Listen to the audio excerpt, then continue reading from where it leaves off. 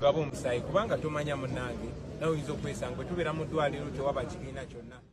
Bobi Wine munnange mu kugaba omusaayi wali ate ku kitebe kya NUP ne famire ye munnange balabiseeko okubeera nga ate bazze munnange ate okugaba omusaayi wali ku kitebe ekya NUP. Laba engeri munnange omukulu Bobi Wine engeri gy'akunzemu munnange ab'ebibiina mu kwetaba munnange ate mu kintu nga kino eky'okugaba omusaayi.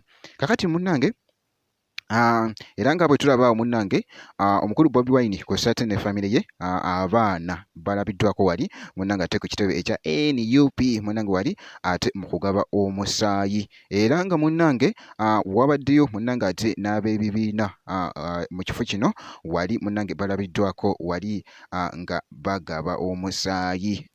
Ngenda kubeera nga nkuwaako ate olabe maaso awo ate ndyoke nkoze olabe omukulu Bobi Wine nga wabadde munnange ate akikwaseemuko wali. Ngabo omusaayi kubanga tomanya munnange nawe oyinza okwesanga bwe tubeera mu ddwaliro tewaba kibiina kyonna, tewaba ddiini, tewaba jenda.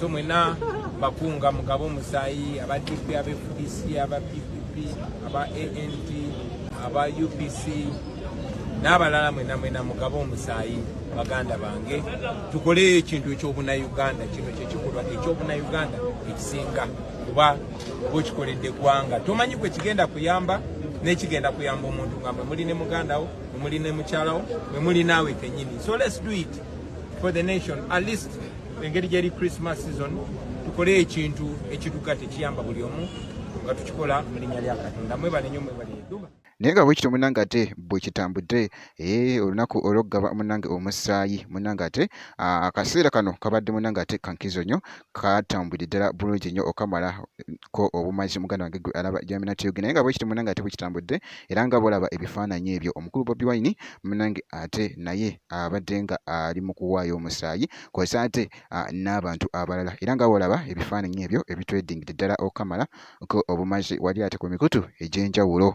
Bwe kityo munnange ate bwe kitambudde ngenda kubeera nga nkomawo ate maaso eyo nezi update endala making sure nti no subscribinga wobeera nga tonaba bwe kiti.